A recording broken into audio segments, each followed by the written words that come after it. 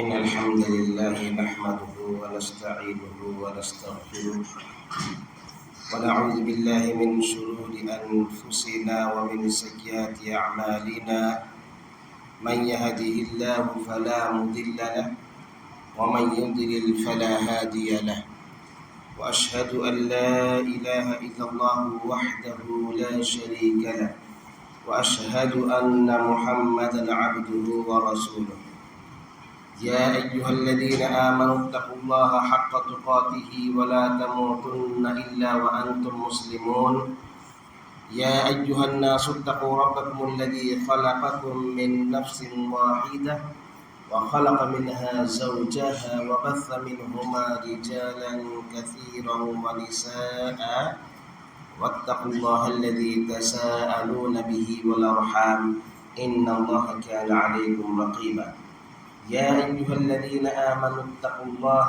وقولوا قولا سديدا يصلح لكم أعمالكم ويغفر لكم ذنوبكم ومن يطع الله ورسوله فقد فاز فوزا عظيما أما بعد فإن خير الحديث كتاب الله وخير الهدي هدي محمد صلى الله عليه وسلم وشر الأمور محدثاتها وكل محدثة بدعة وكل بدعة ضلالة وكل ضلالة في النار فأعوذ بالله من الشيطان الرجيم بسم الله الرحمن الرحيم فلا يغرنكم تقلبهم في البلاد متاع قليل ثم مأواهم جهنم وبئس المهاد.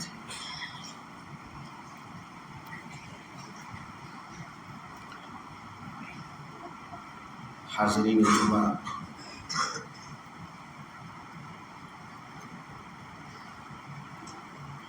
موجودہ پرفتن دور میں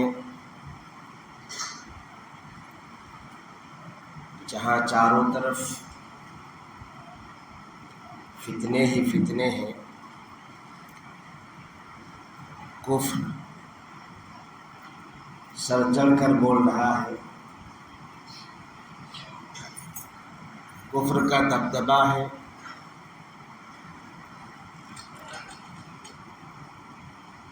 بلاد و شہروں میں چاروں طرف ظاہری غلبہ انہی کا نظر آتا ہے۔ ایسے احوال میں ہم میں سے وہ مسلمان جن کو کتاب اللہ اور سنت رسول کا علم، اس کے حکمت، گہرائی اور گہرائی کے ساتھ نہیں ہے،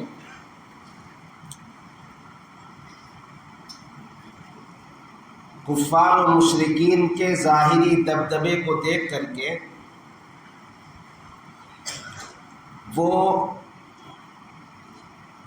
رعب میں، خوف میں، وحشت میں مبتلا ہو جاتے ہیں، اپنے مستقبل کے بارے میں سوچتے ہیں کہ اسلام کے ماننے والوں کا مستقبل کیسا ہوگا۔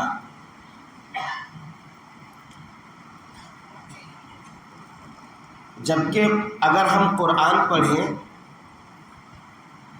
تو قرآن کے اندر نبی صلی اللہ علیہ وسلم کے ادوار کا اور اس سے پہلے کے ادوار کا ذکر کیا ہے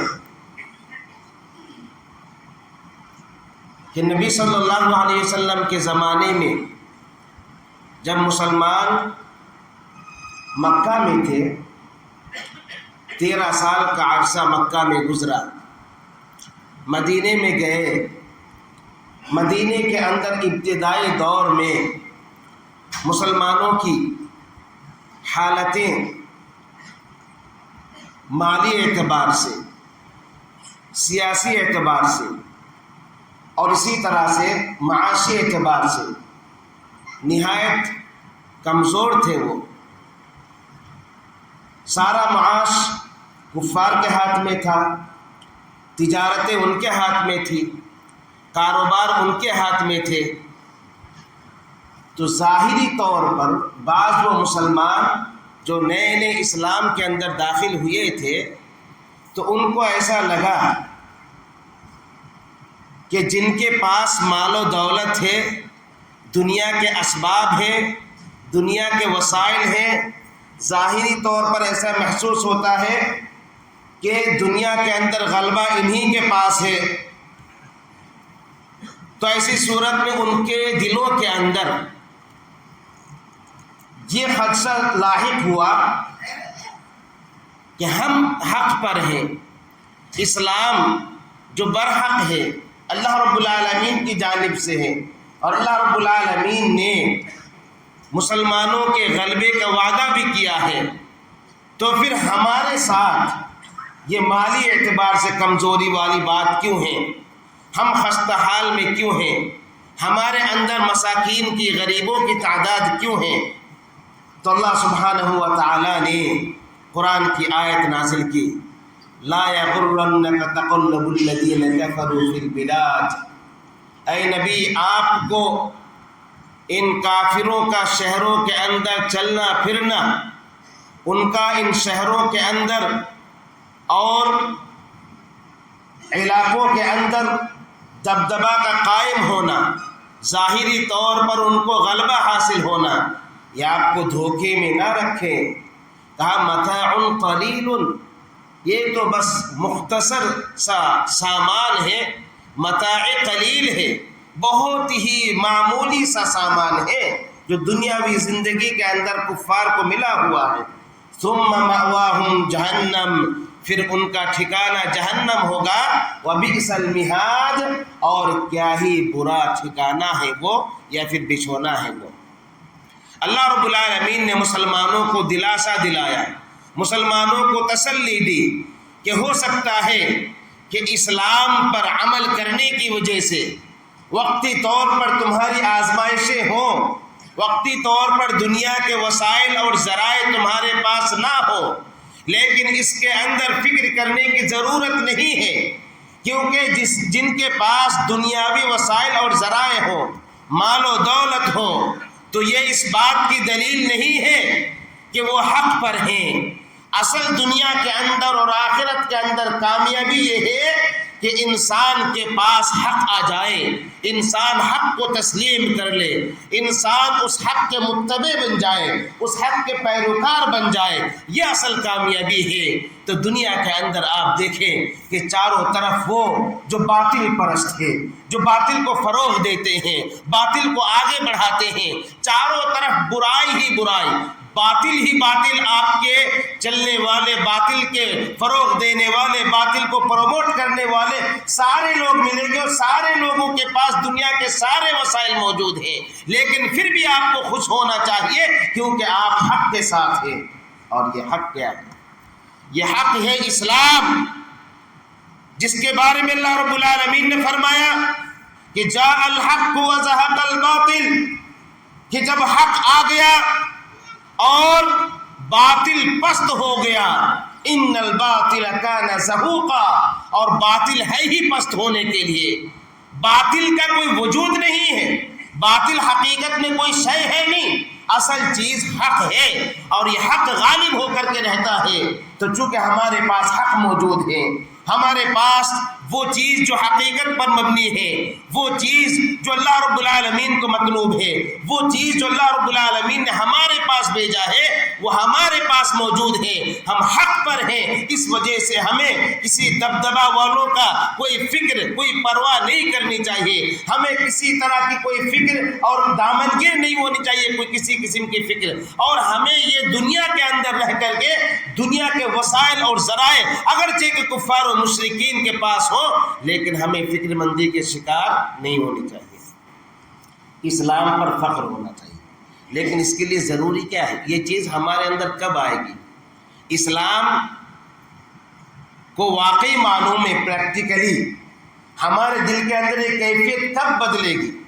ہم تو ظاہری طور پر اخبارات میں پڑھتے ہیں، دل بیٹھ جاتا ہے، سوشل میڈیا کے اندر کوئی خبر دیکھتے ہیں دل بیٹھ جاتا ہے، ہمارے دل کے اندر خوف طاری ہو جاتا ہے، وحشت طاری ہوتی ہے، کیا ہوگا ہمارا، یہ والی بات آتی ہے کہ نہیں آتی ہے؟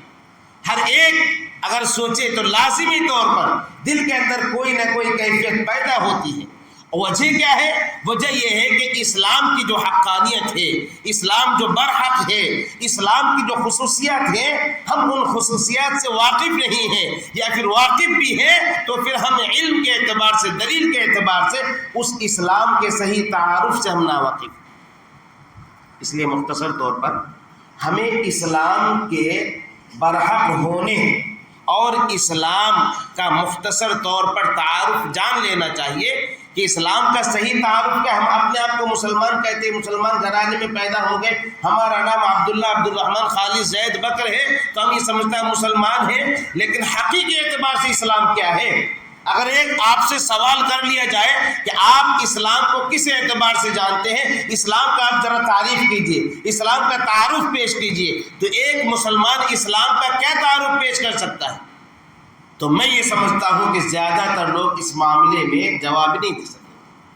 اس کی وجہ یہ ہے کہ نہ ہم تعلیم، دینی اعتبار سے تعلیم حاصل کرنا چاہتے ہیں، اور نہ منظم طریقے سے ہی علم حاصل کرتے۔ منظم طریقے کا مطلب یہ سمجھیے آپ، یہ جو ہم خطبے کے اندر خطبہ سننے کے لیے آتے، یہ بھی علم پر مبنی خطبہ ہوتا ہے، قرآن و حدیث کے مطابق خطبہ ہوتا ہے کہ نہیں ہوتا ہے؟ لیکن منظم طریقہ یہ ہے کہ پچھلا خطبہ میں نے جو دیا آپ کو یاد ہے؟ کیا کیا دلیلیں بتائی گئی؟ نہیں۔ کیوں؟ کیونکہ منظم طریقے سے آپ علم سیکھ ہی نہیں رہے۔ یہ بھی ایک درس ہے، یہ بھی ایک کلاس ہے، بلکہ یہ تو فرض، یہ کلاس ایسے اللہ رب العالمین نے لگائی ہر جمعہ کے اندر کہ یہ فرض قرار دی گیا، ہر ایک کو آنا ہی ہے اس کے اندر۔ تو آپ اگر دیگر وقت نکال کر کے آپ اس کے اندر اسلام نہیں سیکھ پا رہے، صرف منظم طریقے سے آپ اتنا کر لیں کہ جو کچھ خطبہ میں آپ سنیں گے وہ آپ یاد رکھیں گے زندگی بھر، اگر اتنا ہی آپ کر لیں بہت کچھ اسلام سیکھ جائیں گے۔ آپ ذرا سوچئے کہ سال بھر میں 52 خطبے ہوتے ہیں، تقریباً 52 خطبے، تو 52 خطبے میں 52 موضوعات پر بات ہوتی ہے۔ ہو سکتا ہے کبھی کبھار موضوعات ٹکرا جاتے ہو رمضان وغیرہ کا، لیکن اس کے اندر بھی دلائل الگ الگ ہوتے ہیں۔ آپ صرف اتنا ٹھان لیں کہ مجھے خطبے کے ذریعے سے ہی دین سیکھنا ہے۔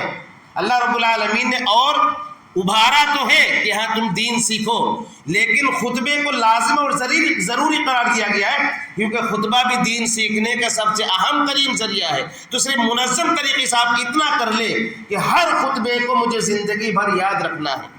اس کے لیے کیا کرنا ہوگا؟ جو منظم طریقہ ہے اس پر عمل کریں، خطبہ سنیں، پھر اس کو دہرائیں، پھر اس کا اپنے ذہن کے اندر بٹھائیں، دل کے اندر بٹھائیں، آپس میں 2-4 ساتھی مل جائیں، ڈسکس کریں کہ پچھلے خطبے کے اندر کیا بات ہوئی۔ یہ نہیں کہ 4-5 دن کے بعد ڈسکس ہو، جمعہ کے بعد آپ عشاء کے وقت، جمعہ کے دن ہی آپ ڈسکس کریں، دوسرے دن ڈسکس کریں، 2-4 دن ایسے ڈسکس کریں گے کن کن نکات پر بات ہوئی ہے، تو آپ کو ایسے ہی ایک جمعہ کا خطبہ یاد ہو جائے گا۔ اس طرح سے آپ علم حاصل کر سکتے ہیں۔ تو میں یہ عرض کر رہا تھا کہ اسلام کا صحیح تعارف کیا ہونا چاہیے۔ تو پہلی بات تو یہ ہے، اسلام کی جو پہلی خصوصیت ہے کہ اسلام کے نام کو لے کر کے، اسلام کا جو نام رکھا گیا ہے، یہ نام کسی شخص کے اعتبار سے نہیں رکھا گیا، کسی قبیلے کے اعتبار سے نہیں رکھا گیا، کسی علاقے کے اعتبار سے نہیں رکھا گیا۔ اسلام کا نام اسلام کے وصف اور صفت کے اعتبار سے رکھا گیا، اسلام کی خصوصیت کے اعتبار سے رکھا گیا۔ بہت سارے ایسے دھرم آپ کو مل جائیں گے کہ علاقے کے اعتبار سے نام رکھ دیا گیا، کسی شخص پر نام رکھ دیا گیا، یا کسی خاندان اور قبیلے پر نام رکھ دیا گیا۔ اسلام کا جو نام رکھا گیا ہے، اسلام کی وصفیت، اسلام کے اندر جو خوبی پائی جاتی ہے اس کے اعتبار سے، تو 2 طرح سے اسلام کے اندر معنی پایا جاتا ہے جس سے اسلام کی خوبی ہمارے سامنے آتی ہے۔ تو پہلی چیز ہے کہ اسلام کا لفظ یہ سلم سے بنا ہے، سین لام میم، یہ سلم کا لفظ ہے، السلام اسی سے لفظ بنا ہوا جس کا معنی سلامتی کے ہے۔ تو اسلام کا معنی سلامتی ہے، وہ کہ اسلام وہ دین ہے جس کے اندر سلامتی ہی سلامتی ہے، ہر اعتبار سے سلامتی۔ جو کوئی بھی اسلام پر عمل کرے گا وہ سلامتی میں ہوگا، دنیا کے اندر بھی اور آخرت کے اندر بھی۔ تو اسلام کا ایک مفہوم کیا ہے کہ اسلام یہ سلم سے لیا گیا لفظ ہے جس کا معنی سلامتی ہے۔ اور دوسرا معنی اسلام کا استسلام سے یہ لفظ بنا ہوا ہے جس کا معنی ہے اپنے آپ کو جھکا دینا، سرنڈر کر دینا، مطیع و فرما بردار ہو جانا، کسی کی فرما برداری قبول کرنا، اسلام کا یہ معنی بھی ہے۔ تو دونوں معنی کو ملا کر کے یہ مفہوم نکلتا ہے کہ جو کوئی بھی اسلام کے اندر آ کر کے اپنے آپ کو اللہ رب العالمین کا فرما بردار بنا لے گا تو پھر اس کے لیے دنیا میں بھی سلامتی ہے اور آخرت میں بھی سلامتی ہے، اور یہی چیز برحق ہے۔ یہ اسلام کے نام کے اندر یہ مفہوم بتایا گیا ہے۔ حالانکہ آپ دیکھیں گے، قرآن پڑھیں گے تو قرآن کے اندر آپ کو کفار و مشرکین کے بارے میں کہا گیا ہے کہ افغیر دین اللہ یبغون، کہ یہ اللہ رب العالمین کے دین کے علاوہ اور دین کو چاہ رہے ہیں، جبکہ وَلَهُ أَسْلَمَ مَنْ فِي السَّمَاوَاتِ وَالْأَرْضِ، کہ اللہ رب العالمین ہی کے آسمان و زمین میں جو کوئی ہے مطیع و فرما بردار ہے، طوعا و کرہا، چاہے خوشی خوشی ہے نہ خوشی، ہر ایک اللہ رب العالمین کے مطیع و فرما بردار ہے۔ تو یہ جو کفار و مشرکین ہیں یہ مطیع و فرما بردار کیوں نہیں ہو رہے؟ یہ اسلام کے اندر کیوں نہیں آ رہے ہیں؟ یہ اسلام کو اپنا کیوں لے رہے ہیں؟ جبکہ آسمان و زمین کا ذرہ ذرہ اللہ رب العالمین کا مطیع و فرما بردار ہے، یعنی وہ اسلام کے اندر ہے، ذرہ ذرہ اسلام کو مانتا ہے۔ اللہ رب العالمین نے فرما دیا۔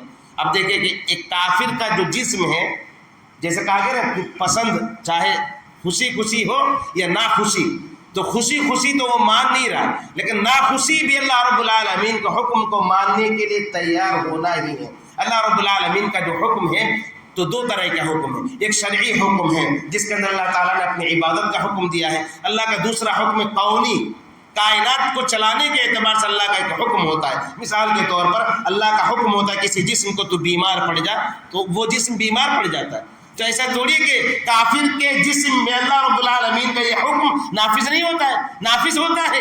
گویا کہ کافر کا وہ جسم اللہ کا اس حکم کو ماننے کے لیے مجبوراً وہ ماننا ہی پڑے گا اس کو۔ اللہ رب العالمین جب کہتا ہے کہ بیمار ہو جائے کائنات کو چلانے کے لیے، جو کوئی بھی اللہ رب العالمین حکم دیتا ہے، دل کے اندر غم آتا ہے تو وہ بھی اللہ رب العالمین کے حکم سے آتا ہے، تو دل کو بھی یہ بات ماننی پڑتی ہے اللہ رب العالمین کے اس حکم کو۔ تو اس اعتبار سے آپ دیکھیں گے کہ کافر بھی کونی اعتبار سے، کائنات کے اندر کافر کے وجود کے اعتبار سے اللہ کے بعض کونی احکام کو ماننے کے لیے، بعض کا مطلب یہ ہے کہ شریعت کے اعتبار سے کچھ حکم ہوتے ہیں اور کونی اعتبار سے کچھ حکم ہوتے ہیں، تو کونی حکم کو ماننے کے لیے وہ مجبور ہے، ماننا ہی پڑے گا۔ تو وَلَهُ أَسْلَمَ مَنْ فِي السَّمَاوَاتِ وَالْأَرْضِ طَوْعًا وَكَرْهًا کا یہ مفہوم ہے۔ تو پہلی بات یہ کہ اسلام کا معنی ہے فرما برداری اختیار کرنا، جو فرما برداری اختیار کرے گا وہ دنیا میں بھی سلامتی میں رہے گا، آخرت میں بھی سلامتی میں رہے گا۔ اسلام کی جہاں تک خصوصیت کی بات ہے تو پہلی خصوصیت یہ ہے کہ اسلام اللہ تعالیٰ کی طرف سے نازل کرتا ہے۔ إِنَّ الدِّينَ عِنْدَ اللَّهِ الْإِسْلَامُ، دین اللہ کے نزدیک صرف اسلام، اسی پر ہم کو خوش ہو جانا چاہیے، کیونکہ اور جتنے بھی ادیان ہیں، آپ کو سینکڑوں ادیان آپ کو مل جائیں گے، وہ سب اللہ تعالیٰ کی طرف سے نہیں ہیں، وہ لوگوں کے بنائے ہوئے ہیں، وہ سب گڑے ہوئے ہیں۔ جو جب لوگوں کے بنائے ہوئے ہیں مطلب کیا ہے؟ وہ حق نہیں ہے، وہ سچ نہیں ہے، وہ جھوٹ ہے، کوئی حیثیت نہیں ہے۔ وہ کہ اسلام ہی حق ہے، اسلام ہی کی حیثیت اللہ رب العالمین کے نزدیک، اس کے علاوہ کسی اور دھرم، کسی اور دین، کسی اور مسلک، کسی اور مذہب، کسی اور کلچر، سوسائٹی، کوئی اللہ رب العالمین کے یہاں پر قابل قبول نہیں ہے سوائے اسلام کے۔ تو پہلی خصوصیت ہے۔ دوسری خصوصیت یہ ہے کہ اسلام تمام انبیاء علیہ السلام کا دھرم ہے۔ کچھ لوگ کیا کہتے ہیں کہ اسلام تو 1400 سال پہلے آیا۔ کس نے بولا کہ اسلام 1400 سال پہلے آیا؟ شریعت محمدی صلی اللہ علیہ وسلم 1400 سال پہلے آئی۔ اسلام تو ازل سے ہے۔ ابراہیم علیہ السلام کو پڑھ لو، وہ بھی مسلمان ہی تھے۔ ما کان ابراہیم یہودیا ولا نصرانیا ولکن کان حنیفا مسلما۔ یہود کہتے ہیں کہ ابراہیم علیہ السلام یہودی تھے، نصرانی کہتے ہیں نصرانی تھے۔ اللہ رب العالمین کہہ رہا ہے وَلَٰكِنْ كَانَ حَنِيفًا مُسْلِمًا، وہ تو خالص مسلمان تھے۔ تو ابراہیم علیہ السلام آج سے 5000 سال پہلے جو ابراہیم علیہ السلام آئے تقریباً، تو تو وہ مسلمان تھے، اور ان سے پہلے جتنے نبی آئے قرآن کے مطابق سارے کے سارے نبیوں کا دین یہی اسلام دین تھا۔ البتہ زمانے کے اعتبار سے شریعت اللہ رب العالمین نے الگ الگ نازل کی۔ ابراہیم علیہ السلام کے لیے شریعت الگ، موسیٰ علیہ السلام کے لیے، عیسیٰ علیہ السلام کے لیے، داؤد علیہ السلام کے لیے شریعتیں الگ الگ ہوئی، لیکن اس کے اندر دین کے اندر کبھی تفریق نہیں ہوئی۔ کسی بھی دین کے اندر آپ نہیں دیکھیں گے کہ وہاں کا عقیدہ بگڑا ہوا ہے، ایسا نہیں دیکھیں گے۔ جو انبیاء علیہ السلام کی شریعت آئی اور ان کا دین آیا، تو تمام انبیاء علیہ السلام کا دین اسلام رہا ہے۔ اس لیے سب سے قدیم اور سب سے پرانا اور ایک ہی دھرم اگر کوئی ہے تو یہی اسلام ہے۔ وہ ازل سے یہ اسلام دھرم ہے، کوئی بعد کا بنایا ہوا نہیں ہے۔ بعد میں لوگوں نے شرک ڈال کر کے اسلام کی شکلوں کو بگاڑ دیا اور الگ الگ نام رکھ لیے، تو لوگوں کے بنائے ہوئے جو دھرم ہے وہ بعد کے دھرم ہے، اصل دھرم اسلام ہے جو پہلے سے قائم ہے۔ یہ بات سب کو سمجھ لینی چاہیے۔ بہت سارے مسلمان اس کو بھی نہیں سمجھ پا رہے کہ لوگ سمجھتے 1400 سال پہلے نبی صلی اللہ علیہ وسلم آئے تو اسلام بھی 1400 سال پہلے آئے۔ نہیں، اسلام ہمیشہ سے ہے۔ 1400 سال پہلے نبی صلی اللہ علیہ وسلم کی شریعت آئی، جس کے لیے کہا جاتا ہے آج سے 1400 سال پہلے۔ تو اس طرح کی جب بات کہی جاتی ہے مطلب اسلام کی ابتدا اس وقت نہیں ہوئی، اس وقت شریعت محمدی کی ابتدا ہوئی تھی۔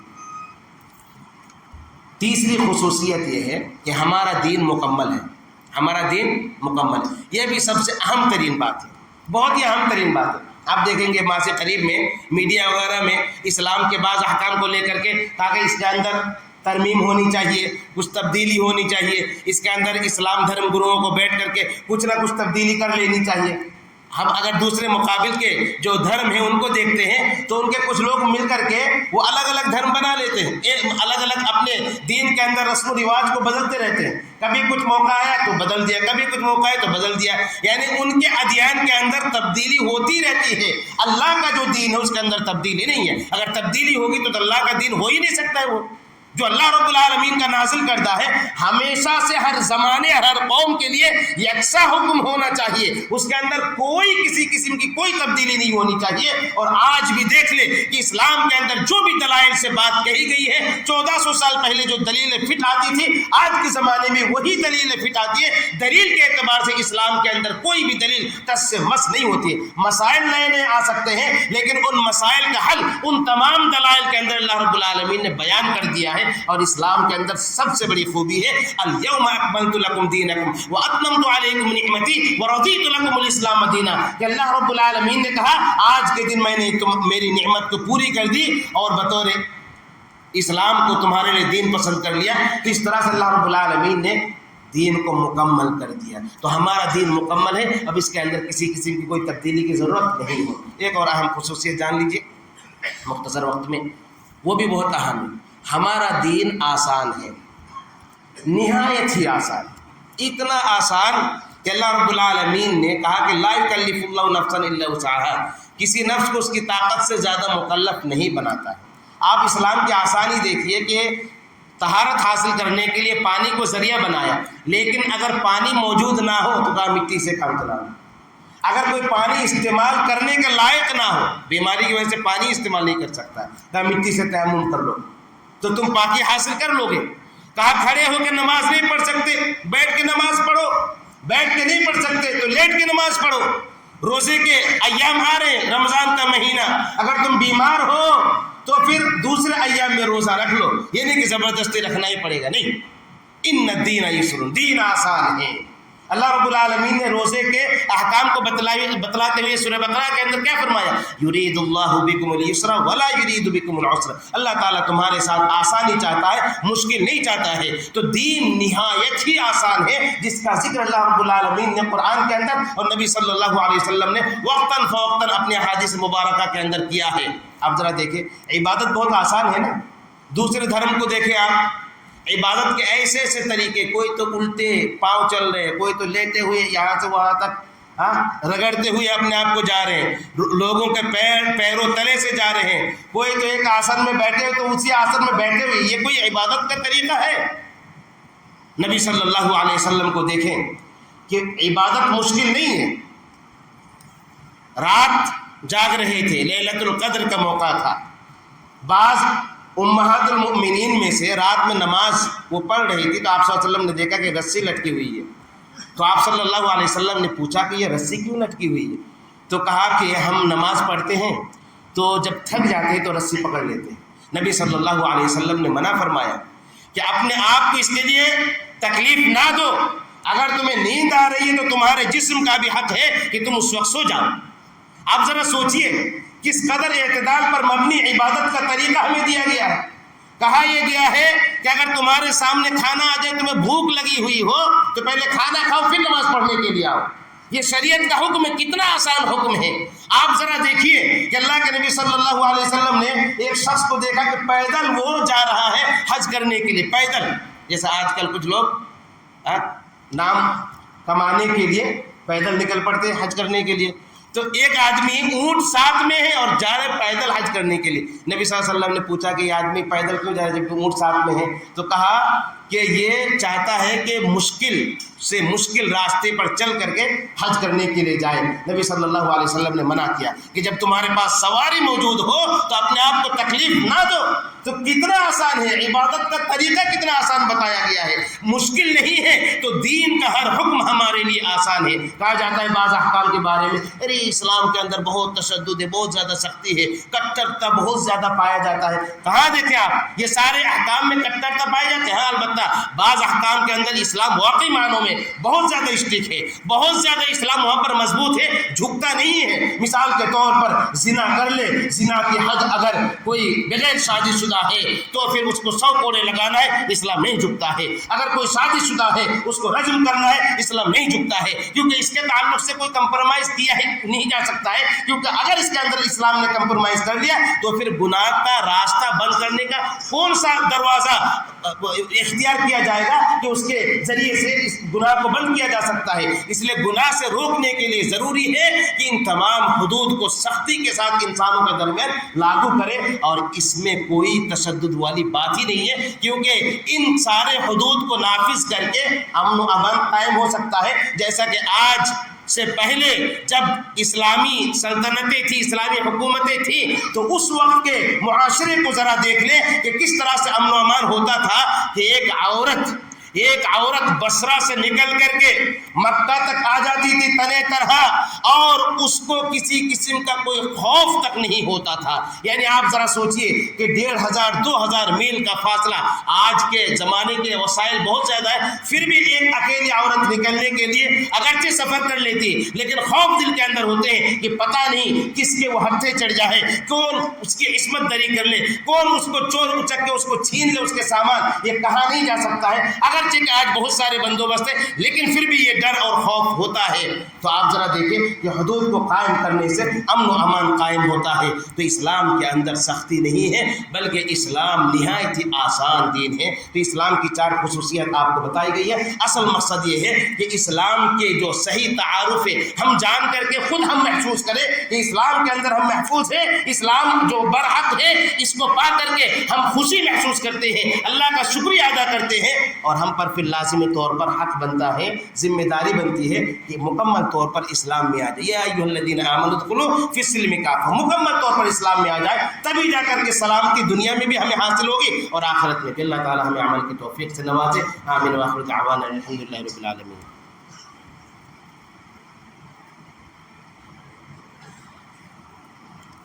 ان الحمد للہ نحمده ونستعینه ونستغفره ونعوذ بالله من شرور انفسنا ومن سيئات اعمالنا، من يهده الله فلا مضل له ومن يضلل فلا هادي له، واشهد ان لا اله الا الله وحده لا شريك له، واشهد ان محمدا عبده ورسوله، اما بعد فان خير الحديث كتاب الله، وخير الهدي هدي محمد صلى الله عليه وسلم، وشر الامور محدثاتها، وكل محدثه بدعه، وكل بدعه ضلاله، وكل ضلاله في النار۔ اعوذ بالله من الشيطان الرجيم۔